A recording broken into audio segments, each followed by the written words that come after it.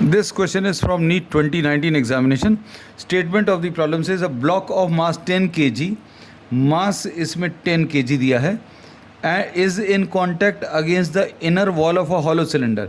ये एक hollow cylinder है, उसके inner wall में ये mass m contact में है और इसका जो radius है that is 1 meter. Radius is 1 meter. The coefficient of friction between the block and the inner wall of the cylinder is 0.1. यहाँ पर coefficient of friction जो है that is 0.1.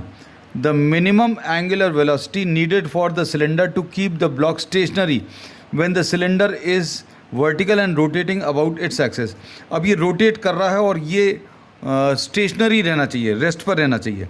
तो इसके ऊपर जो forces काम करेंगे, ये forces इसमें नीचे की तरफ mg और यहाँ पर along the surface ये फोर्स ऑफ फ्रिक्शन काम करेगा. We are writing this as Fs.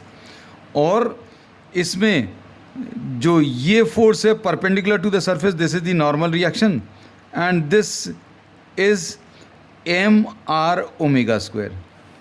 अब इसमें if this is to remain at rest तो नीचे की तरफ स्लाइड करने वाली टेंडेंसी का फोर्स mg है और ऊपर वाला फोर्स जो है वो Fs है.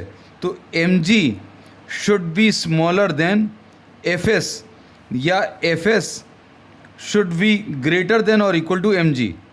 फोर्स ऑफ फ्रिक्शन ज़्यादा रहना चाहिए किससे, नीचे की तरफ वेट से.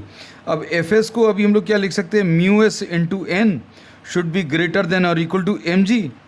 अब इसको μs इंटू n किसके बराबर है, this is mr omega square should be greater than और इक्वल टू mg.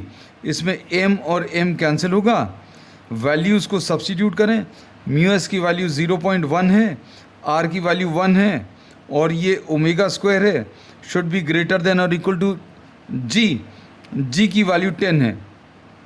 तो omega square should be greater than और इक्वल टू 10 डिवाइडेड बाय 0.1 और omega square should be greater than और equal to 100 और omega should be greater than और equal to 10 आना चाहिए, 10 radians per second. So the velocity, the minimum angular velocity is 10 radians per second and this is given in the third option.